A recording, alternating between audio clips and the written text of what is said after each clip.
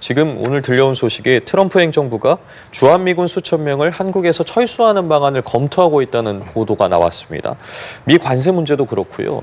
선거를 앞두고 좀 대미 관련한 이슈가 부각되는 모습인데 어떤 영향을 좀 미칠 거라고 보십니까? 일단 저는 대선에 끼치는 영향이 딱히 정파적으로는 없을 거라고 봐요. 왜냐하면 이게 사안 자체가 바로 대응하기도 상당히 어렵고 여러 가지의 고도의 방법론들을 요구를 하는 것인데 이게 단순히 어떤 원래 짜여져 있던 외교적 프레임, 뭐 민주당은 이렇고 국민의힘은 저렇다에 따라서 판단할 수 있는 일인가. 유권자 입장에서도 그렇게 판단하기는 쉽지는 않은 일이라고 보거든요.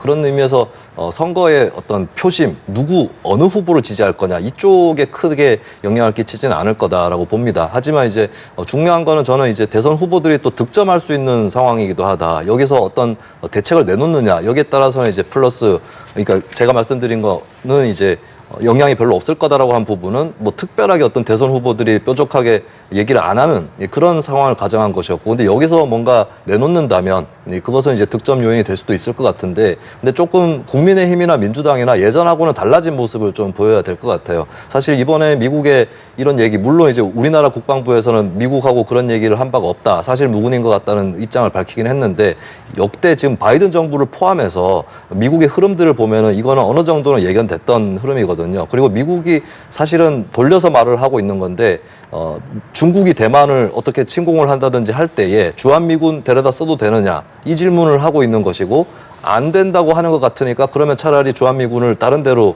돌려가지고 거기다가 일단 주둔을 시켜놓고 유사시에 쓰겠다라고 하니까 중국 견제에 대한 그 작전인 거거든요. 근데 사실 한국 입장에서 참 어렵습니다만은, 근데 저는 좀 두 개의 편향을 극복할 필요가 있다. 양안 관계에 개입할 필요가 없다. 이렇게 나와서는 안 됩니다. 양안 관계가 분명히 불거져 있기 때문에 미국도 이렇게 나오는 거거든요. 그렇기 때문에 힘에 의한 현상 변경은 안 된다라는 신호를 중국한테 미리 줄 필요가 있습니다. 그렇게 해야 미국의 어떤 더 강도 높고 강경한 압박 이런 것들을 면할 수 있다라고 하는 그런 메시지를 충분히 보여줄 필요가 있고, 또한 그렇다고 해서 미국이 하자는 대로 무조건 따라한다. 이렇게 가서도 안 되는 거거든요. 이런 것들을 이제 미중 간의 어떤 사이에 있는 입장인데, 한편으로는 동맹에 충실하면서도 또 대만 문제는 사실 이게 인도적이고 민주적인 문제이기도 합니다. 단순히 이게 뭐 경제 논리로만 볼 것이 아니라 또 원론적으로 국제사회 한국이 중견국가 민주국가 입장에서 힘에 의한 현상 변경 안 된다라고 하는 것을 명확히 하면서 동시에 또 중국을 설득할 수 있는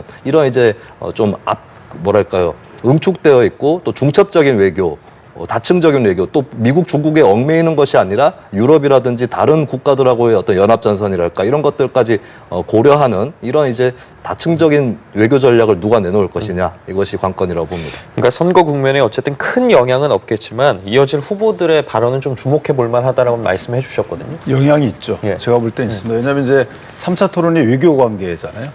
지금 이재명 후보가 얘기했던 셰셰 외교 이 부분이 사실 주한미군과 관련이 있어요. 야간 문제가 터졌을 때 주한미군의 역할 등이 이제 도마에 올랐었잖아요.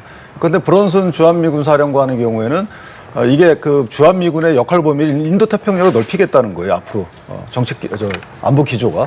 그렇다면 그에 대한 각 후보의 입장이 나올 거고요. 또 감축에 대해서 어떤 형태로 그걸 막을지, 또 막을지 여부, 어떻게 막을지 여부. 그러니까 4,500명이 괌으로 간다는 건데, 그 이유는 뭐냐면 중국 견제 정책으로 간다는 거예요. 그러면 만약에 가지 마라, 우리가 어떤 형태로든 주한미군 역할에 관련돼서 논의할 여지가 있다라는 정책 기조에 대해서 묻게 되면 그럼 각자의 후보의 답이 나오겠죠.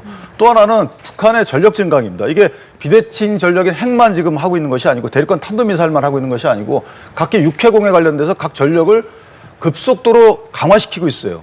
저희가 그러니까 전차도 그렇고 구축함도 그렇고 공중정보통제기인가요? 이것도 그렇고. 자, 이런 상황에서 미군의 역할이 우리한테는 지금 가장 중요할 때인데, 이와 관련된 만약에 대통령을 하고자 하시는 분에 대한 입장이 어떤지에 대해서는 국민적 시각에서 굉장히 관심이 큰 사안일 것이다. 저는 그렇게 판단합니다.